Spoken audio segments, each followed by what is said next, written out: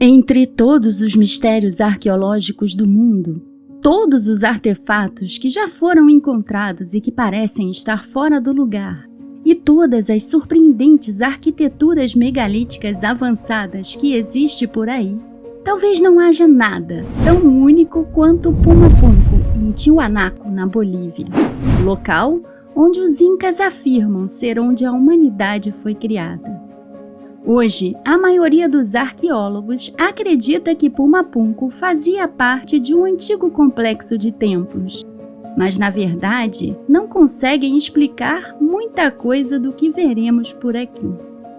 À primeira vista, Pumapunku não é tão grande ou visualmente atraente como outros locais antigos, mas este lugar contém alguns dos trabalhos de pedra megalítica de precisão mais incríveis encontrados em qualquer lugar do planeta. Ele mostra sinais claros de alguma forma de tecnologia antiga, extremamente avançada e que provavelmente foi usada na sua construção. Mas quem fez esse trabalho e para o que ele servia? Isso também não é um consenso, e por isso podemos dizer que ainda é um mistério, pois o nível evidente de capacidade tecnológica que está em exibição aqui é algo que aparentemente está muito além do que sabemos sobre as capacidades dos povos primitivos. Sua tecnologia muito evidente o torna essencialmente inexplicável dentro da história ortodoxa. Portanto, as origens e o propósito de sua arquitetura singular é apenas um dos muitos enigmas controversos e aspectos sem resposta de Pumapunku. Mas o fato é que pouco se sabe verdadeiramente sobre esse local e seus habitantes originais. A opinião dominante considera que o local tem apenas 2.000 anos. Mas isso está longe de ser um fato estabelecido, e por isso ele tem sido objeto de acalorada disputa há décadas entre acadêmicos e pesquisadores. Autores independentes e aqueles que usam técnicas como astroarqueologia e evidências de alinhamento cósmico sugerem que o complexo de Tiwanaku pode ter, na verdade, 17.000 anos. Diante dessa acalorada controvérsia, vou deixar você mesmo decidir. Mas adianto que o local mostra evidências claras de pelo menos 2 níveis de civilização tecnologicamente diferentes, que devem ter ocupado e trabalhado ali, em algum momento durante sua história. A grande questão aqui é: esse local notável e único é apenas um tesouro megalítico, resultado de uma cultura trabalhadora, mas primitiva, que existia ao redor do lago durante a época dos romanos, ou a sua verdadeira história remonta a muito mais tempo, e seja o remanescente herdado do trabalho de uma civilização avançada, uma civilização que existiu na antiguidade e que foi perdida no cataclismo e ficou esquecida nas areias do tempo. Hoje vamos explorar os mistérios do complexo de Tiwanaku e o templo de Pumapunku, e tudo o que existe entre a realidade e a especulação. Será que o que aprendemos com os principais estudiosos pode não apresentar um quadro tão completo? É preciso ter a mente aberta para todas as possibilidades. Antes, queremos agradecer o inscrito Dário Souza pela dica do vídeo de hoje. No alto das montanhas dos Andes, no deserto de altiplano, está Tiwanaku, um dos lugares mais acidentados e desolados da Terra. A quase 4.000 metros acima do nível do mar, não é um local onde a maioria das pessoas optaria em viver. Frio e desolado, nessa altitude é difícil respirar e caminhar. É aqui também que fica o Lago Titicaca, poderoso, profundo e tão vasto que existem lugares onde você não consegue ver o fim. O Vale de Tiwanaku parece um local completamente árido. Mas então, de repente, você é confrontado com os restos de uma cidade outrora grande, que durante o período pré-colombiano estava na área mais rica dos Andes.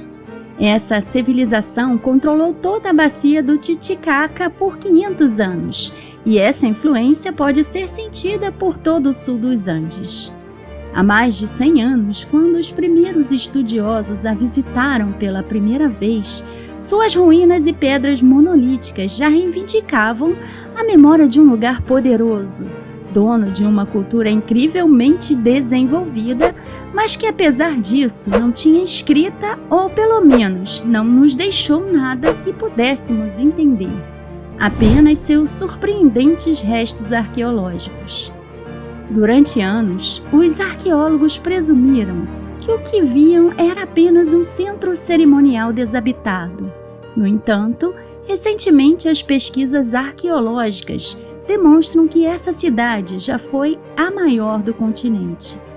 Apesar disso, as informações oficiais, construídas sobre mais de um século de trabalho arqueológico sério, contrasta com uma sensação pungente de que tem alguma coisa que ainda parece estar faltando.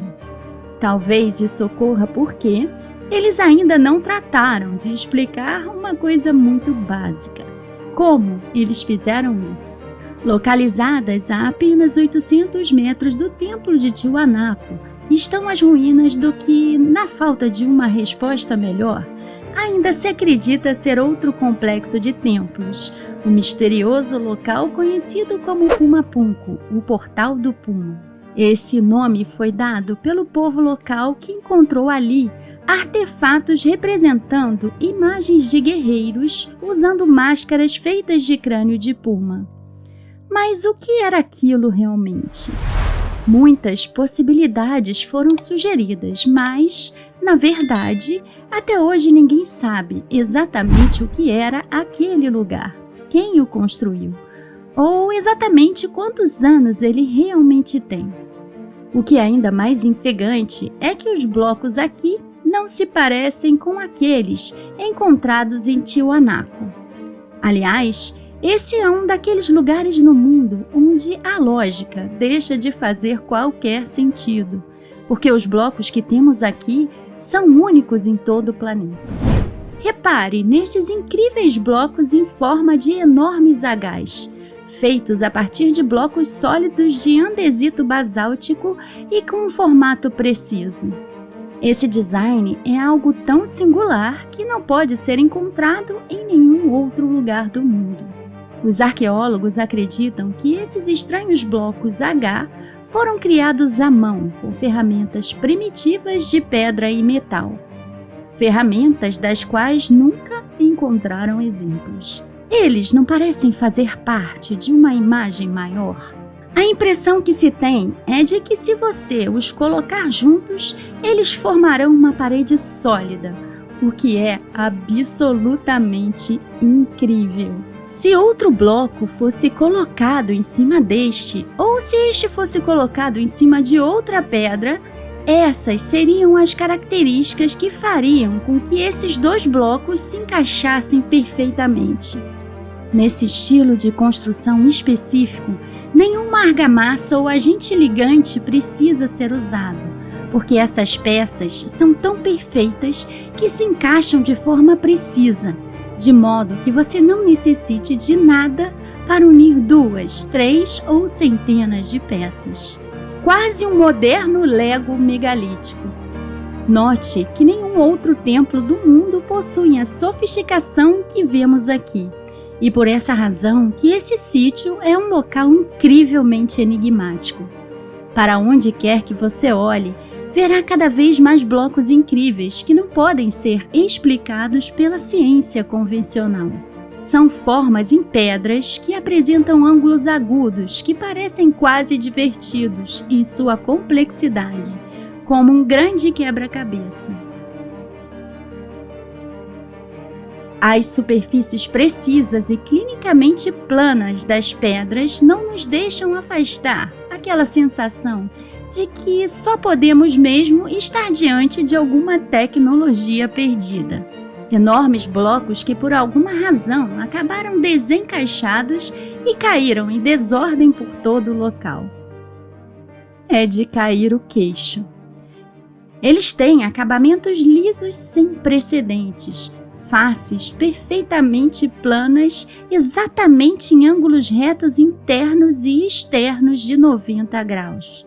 Como fizeram cortes tão perfeitos com ferramentas de pedra simples? Não importa como seja a ponta das pedras de martelo, ele nunca poderia produzir os ângulos internos retos e nítidos como os vistos em Puma Punku. Cortes comparados em outros locais possuem ângulos internos arredondados, típicos desse instrumento. Por essa razão, arquitetos e especialistas discordam veementemente dessa possibilidade, e assim, a confecção das estruturas H continua sendo um enigma que eles ainda não conseguiram resolver. Além disso, observe esses furos, perfurados de forma uniforme e perfeitamente equidistantes, como se fosse algum tipo de peça para que se encaixasse em outra. O que realmente se encaixava aqui? Esses furos perfeitos não parecem ser algum tipo de enfeite. Parece mesmo algum componente técnico, parte de uma construção maior, quase industrial. E com certeza, isso não é algo que possa ser alcançado com ferramentas primitivas. Então, como? Uma amostra de pedras de Puma Punku foi submetida a um teste de corte. 2 tipos modernos de cortes feitos em pedra foram comparados aos resultados do corte original. Uma amostra foi cortada a laser e a outra cortada com roda diamantada. Olhando para uma peça sob um microscópio, foram comparadas as 2 técnicas modernas de corte com a parte da pedra cortada há milhares de anos. Mesmo levando em conta séculos de tempo e de clima, a comparação revelou diferenças incríveis. Você tem petrificação no lado cortado a laser e pode ver as marcas de ferramentas circulares na lateral cortada com a serra de diamante. Isso significa que, seja qual foi a ferramenta que eles usaram para cortar a superfície antiga, deve ter sido usado um método diferente. Você ainda acha que é possível que algum tipo de ferramenta primitiva tenha feito aquilo? Os cortes da serra diamantada foram o que mais chegaram perto da perfeição de Puma Punku, e estamos falando da ferramenta de corte mais afiada e sofisticada que temos hoje. Então, como poderia uma sociedade primitiva ter alcançado técnicas tão sofisticadas de escultura em pedra? Outra coisa estranha que acontece com os blocos de pedra em Puma Punku é que eles parecem brincar com as bússolas. Observe o que acontece. Ele parece se opor às nossas coordenadas, levando o equipamento a uma direção oposta. Parece que a rocha foi de alguma forma magnetizada ou exposta a algumas ondas eletromagnéticas. Será que talvez em algum momento esses blocos entraram em contato com algo estranho? Por que isso acontece? Abaixo do planalto onde estão localizados os blocos H, existem os degraus e paredes que marcam as bordas do Monte Puma Punku. E aqui está outro exemplo de perfeição. Se você olhar bem, verá que está perfeitamente nivelado. Esta é uma área recém-escavada, que novamente mostra uma precisão tremenda. Você não consegue colocar sequer um pedaço de papel entre os blocos. Novamente, nenhuma argamassa foi usada. Apesar disso ser muito, muito antigo, ao mesmo tempo é simplesmente de uma perfeição absoluta. E as coisas estranhas não acabam por aqui. Apenas 800 metros dos blocos H, há uma estrutura gigante de pedra chamada de Portão do Sol. Aqui você encontra a representação do deus Viracocha e seus filhos alados. É uma peça gigante, um monólito de andesito, uma rocha que é incrivelmente difícil de esculpir com qualquer tipo de ferramenta até hoje. Nesse mesmo local também existe uma parede que revelou um fascinante conjunto de cabeças de pedra. Mas o que representam essas cabeças estranhas? Talvez outra estrutura possa fornecer uma pista. O monólito Bennett, uma representação de Pachamama, com 6,5 metros de altura, o maior monólito já descoberto aqui. Pachamama significa essencialmente a Mãe Cósmica. Então, a ideia é de que este seja um local de criação. Isso é muito interessante porque se você olhar para as diferentes cabeças embutidas na parede, elas são muito diferentes umas das outras. Será que essas cabeças representam diferentes raças de seres humanos? Ou são representação dos chamados deuses, os visitantes que os locais insistem terem descido do céu? E qual será a verdadeira história por trás desse local incrível e misterioso? Alguns estudiosos sugerem que existe um calendário ali. E esse calendário remonta a cerca de 24 mil anos. Logicamente, a arqueologia moderna não aceita essas datas, simplesmente porque elas contradizem a nossa evolução. Existe também outra história interessante sobre esses locais. Ela nos conta que quando os invasores espanhóis chegaram, procurando a sede da civilização inca, com seus soldados, levaram com eles um governante inca que foi quem lhes mostrou as ruínas de Pumapunku. Completamente atônitos com o que viam, perguntaram ao Inca como eles faziam isso. Porque na Espanha eles não conseguiam movimentar blocos tão gigantescos.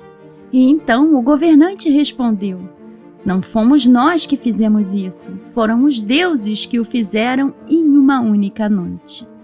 Tal como em Angkor Wat, para o povo local aquilo havia sido feito em uma única noite. Se você quer saber mais sobre outro local impressionante feito em uma única noite por deuses, temos 2 vídeos que contam tudo isso em detalhes. Logicamente, arqueólogos tradicionais rejeitam as histórias locais de deuses construindo templos por aí e argumentam que os povos antigos poderiam ter movido essas pedras megalíticas apenas com mão de obra. E para provar isso, fizeram uma experiência realizada em 1966. Mas supondo que os povos antigos aqui realmente fossem capazes de alguma forma, erguer esses blocos gigantes, usando nada mais do que corda e mão de obra, como eles os levaram até lá? Sim, porque segundo a arqueologia apurou, as enormes pedras foram escavadas em pedreiras a mais de 90 quilômetros de distância. E então, foram transportadas a Pumapunku com o auxílio de rolos de madeira. Só que existe um grande problema com esta teoria. A uma altitude de mais de 3.600 metros não há árvores, porque as árvores não crescem a essa altitude. Portanto, a ideia dos rolos de madeira cai por terra. Então, será que podemos buscar essas respostas em outros lugares? Ao lado das ruínas fica a cidade de Tiwanaku, lar do povo Aimará. Os Aimarás habitam a Bolívia, bem como o Peru e o Chile, há pelo menos 800 anos, descendentes de outras culturas da região que remontam a 5.000 anos.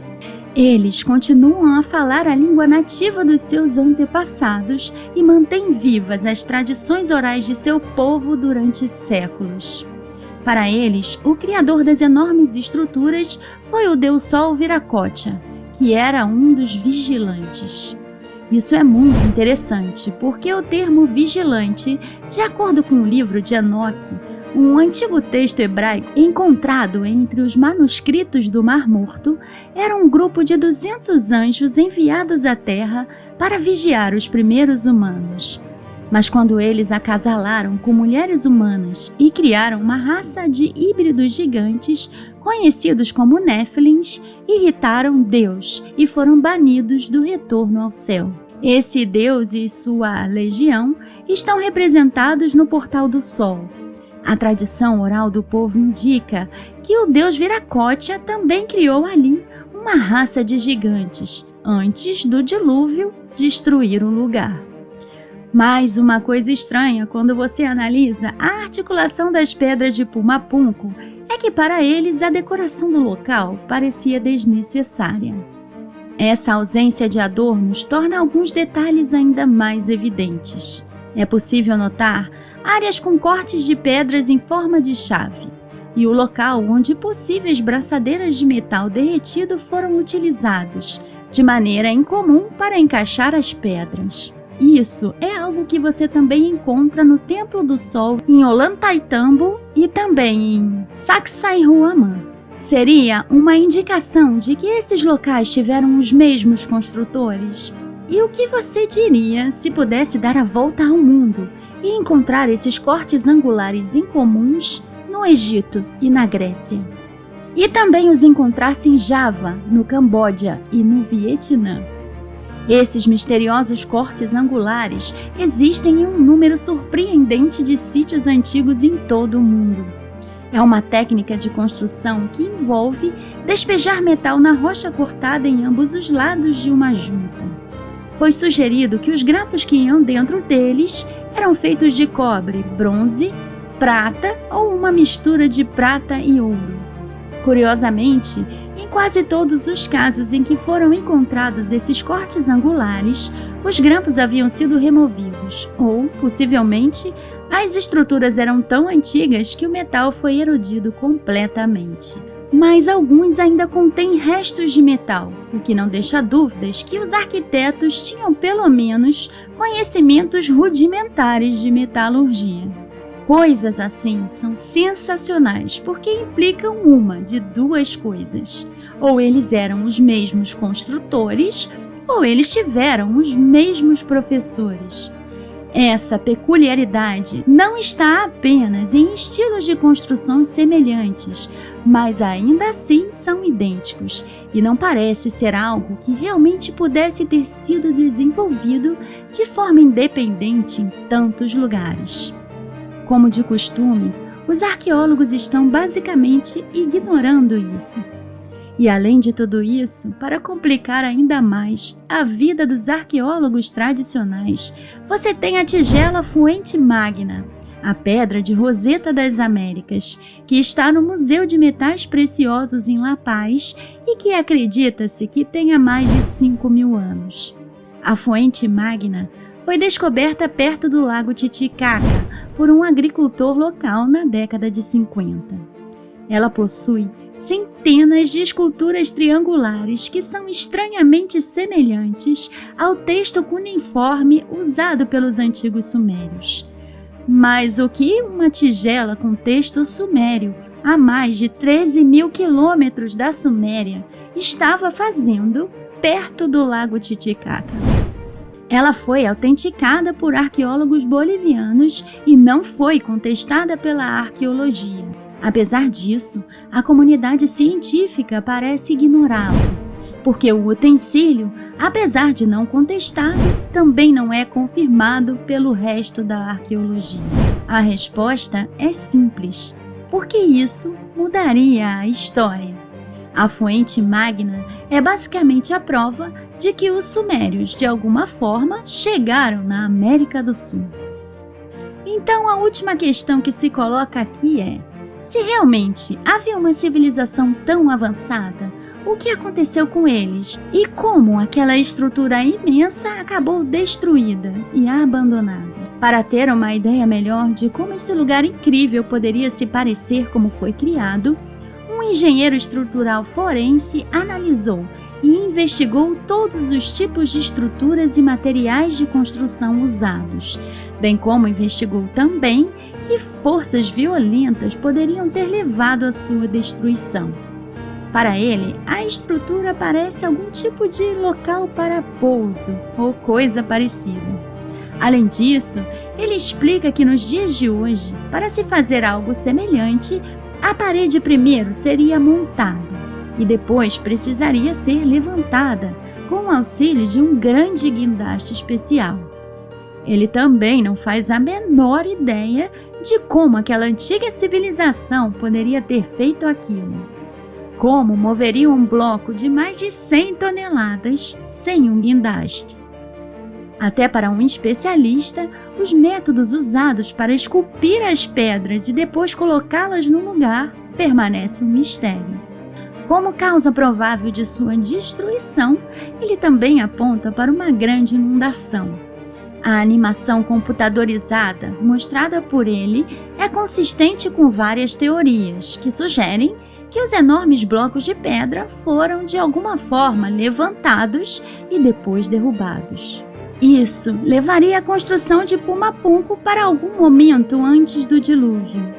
Além disso, a ideia de que Puma Punku foi destruída por uma inundação parece fazer algum sentido, porque conchas e fósseis de peixes foram encontrados por lá, embora o corpo de água mais próximo esteja a mais de 16 quilômetros de distância. E para você, Puma Punku foi construído com algum tipo de tecnologia avançada, que ainda desconhecemos, e sua destruição foi causada pelo grande dilúvio? Ou os arqueólogos têm razão e os antigos trabalharam muito para conseguir tudo aquilo com as suas ferramentas rudimentares? Finalizamos aqui mais essa emocionante jornada. Esperamos que você tenha gostado.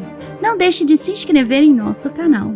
Ao fazer isso, você se torna parte da nossa comunidade e garante que não perderá nenhuma das próximas descobertas emocionantes que temos preparadas. Não se esqueça de deixar um like se quiser. Agradecemos muito por nos acompanhar e até o próximo vídeo.